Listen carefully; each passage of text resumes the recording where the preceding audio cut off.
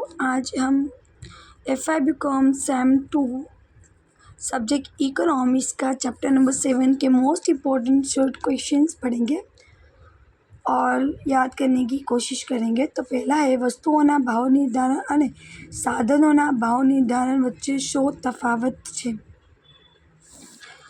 તો વસ્તુઓના ભાવ નિર્ધારણ અને સાધનોના ભાવ નિર્ધારણ વચ્ચેનો મુખ્ય તફાવત નીચે મુજબ છે।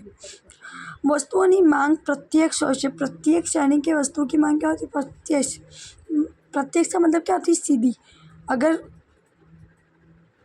साधन की कीमत घटी तो साधन की वस्तु की कीमत घटी तो मांग बढ़ेगी और वस्तु की कीमत बढ़ी तो मांग घटेगी। उसे प्रत्यक्ष कहते हैं।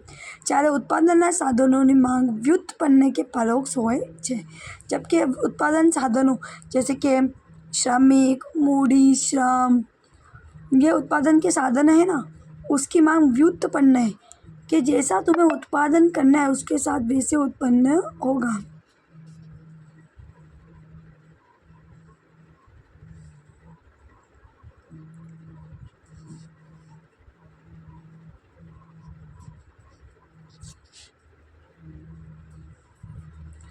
व्युत्पन्न है, परोक्ष यानी छुपा हुआ है।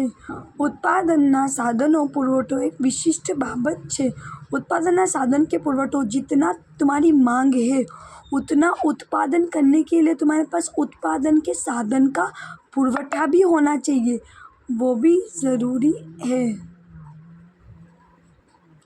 એટલે કે વસ્તુઓના उत्पादन खर्चની સહેલાઈથી ગણતરી કરી શકાય। जो भी तुम्हारा उत्पादन खर्च हो रहा है उसको तुम सहेलाईથી इजीली गणतरी કરી શકો।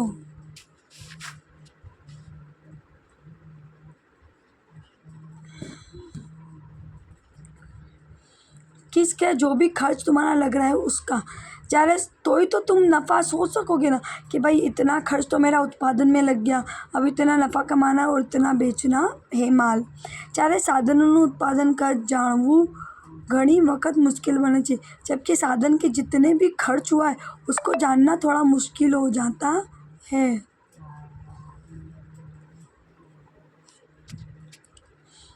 दाखला तरीके जमीन उत्पादन खर्च कई रीते जाणवू।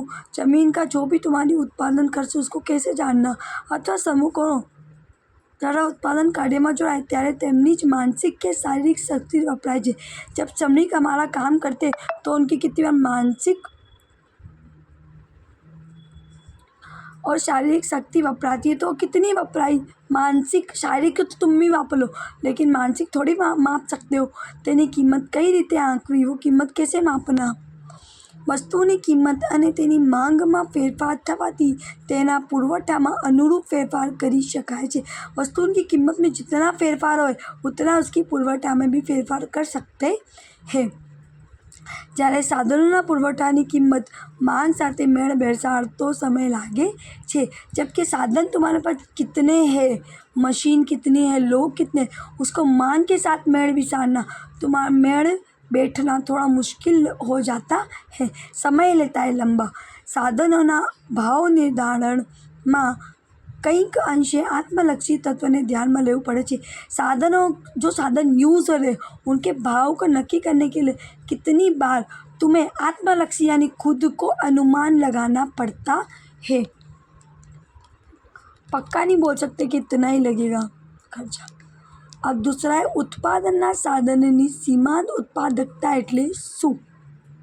उत्पादन अन्य साधनों प्रमाण स्थिर राखीने कोई एक साधनना एक વધારાના એકમને રોકવાથી કુલ ઉત્પાદનમાં જે વધારો થાય છે તેને सीमांत भौतिक उत्पादकता अथवा सीमांत पैदाश कहवामां आवे छे। जितना तुम्हें उत्पादन करना है वो तुम्हारा स्थिर है, ठीक है। जैसे कि 1000 एकम तुम बनाते हो साधन का उपयोग करके, उतना तो स्थिर है, लेकिन तुमने कुल उत्पादन में जो વધારો कर दिया, जैसे कि 100 एकम ज़्यादा बना लिए तो भौतिक उत्पादकता बढ़ी, 100 एकम ज़्यादा हो गए, तो वो जो एक्स्ट्रा पैदाश 100 हुई है उसको सीमांत पैदाश कहते हैं। सीमांत भौतिक उत्पादकता ने जाने नाणां में अंकित करवामां आवे त्यारे तेने सीमांत आवक उत्पादकता तरीके ओळखवामां आवे छे। अब तुम्हारी जो सीमांत भौतिक उत्पादकता थी, यानी 100 एक्स्ट्रा प्रोडक्ट थे, उसको बेच के तुम्हें जो आवक हुई उसे सीमांत आवक उत्पादकता कहते हैं। ठीक है। अब तीसरा, વહેંચણીના सीमांत उत्पादन शक्तिना सिद्धांतनी मुख्य धारणाનો निर्देश करो।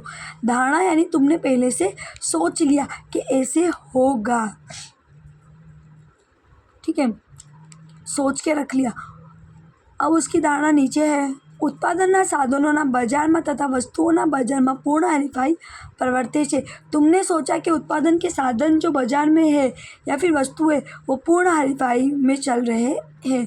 दूसरा, उत्पादन कोई एक साधन बधा ज एकमों समान गुणी है। उत्पादन के जो साधन है वो सबके जो गुण है वो समान है, कोई ज़्यादा कोई कम नहीं है।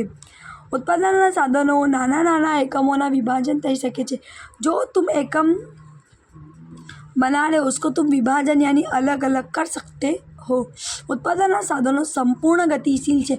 जो साधन तुम्हारे पास है वो गतिशील है, यानी कि खराब होने वाले नहीं है, रुकने वाले नहीं है, चलते रहेंगे। साधन सीमांत उत्पादकता मापी शकाय छे। जो सीमांत यानी एक्स्ट्रा उत्पादक हो रही है उसको तुम माप सकते हो। आ सिद्धांत घटती पैदाशना नियम पर आधारित है। अगर तुम्हारी पैदाश घट रही है तो तुम्हारी उत्पादकता भी घटेगी, ये नियम पर आधारित है। जुदा जुदा साधनों वच्चे अवेजीपणुं थई शके छे। एक साधन का अवेजी यानी उसका डुप्लीकेट भी अवेलेबल है, अवेजी अवेलेबल है। उत्पादन पद्धति स्थिर है। जो पद्धति तुम यूज़ कर रहे हो वो स्थिर है। रीत, अर्थतंत्र पूर्ण रोजगारी सपाटी काम करे छे।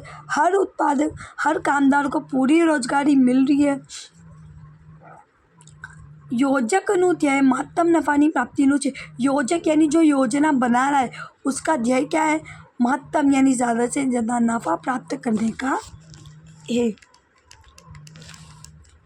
वहेंचणीना सीमांत उत्पादन शक्तिना सिद्धांतनी मुख्य मर्यादा। ठीक है, तो उसमें पहली मर्यादा है पूर्ण हरीफाईनी अवास्तविक धारणा। हमने क्या धारणा करके रखी है कि बाजार क्या होगा? पूर्ण हरीफाई वाला, लेकिन ये अवास्तविक है, यानी कि असलियत में ऐसा हो ये ज़रूरी नहीं है। साधननी सीमांत उत्पादकता जाणવાનું कार्य मुश्किल है। सीमांत उत्पादकता कितना हो रहा है वो जानना कभी कभार मुश्किल हो जाता है, गिनना मुश्किल हो जाता है। घणी वखत उत्पादनના સાધનોનું संयोजन निश्चित હોય છે।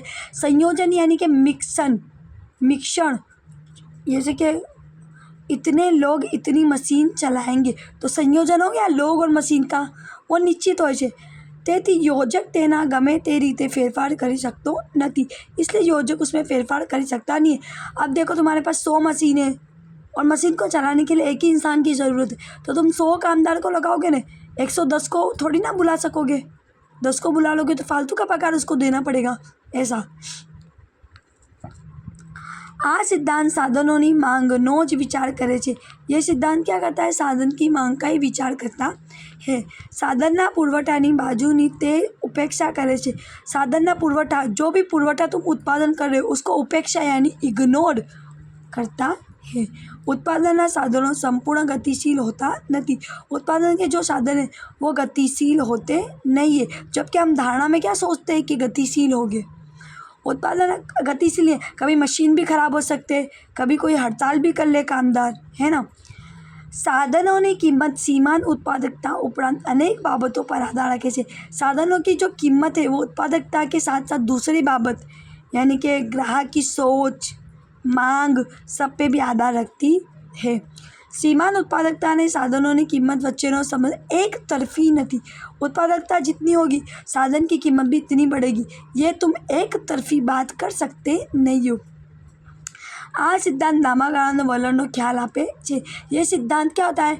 ऐसा सोचता है कि लांबा गाड़े ऐसा होता रहेगा, लेकिन ज़रूरी नहीं है, लांबा गाड़े कुछ भी हो सकता है, तुम्हें पता नहीं है ना। कुदरती आफत भी आ सकती है, ऐसा।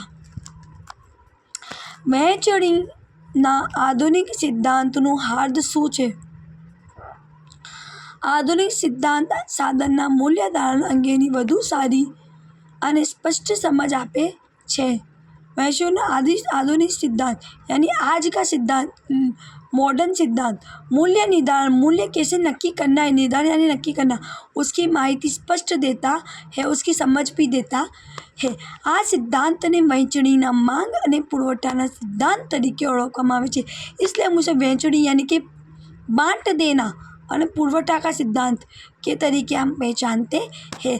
આ સિદ્ધાંત મુજબ જેવી રીતે વસ્તુની કિંમત તેની માંગ અને પુરવઠા સાથે નિર્ધારિત થાય છે. जैसे कि तुम्हारे पास पुरवठा ज़्यादा है तो तुम्हें पैदाश को जल्दी बेचना है तो तुम उसकी कीमत को घटाड़ोगे तो मांग बढ़ेगी.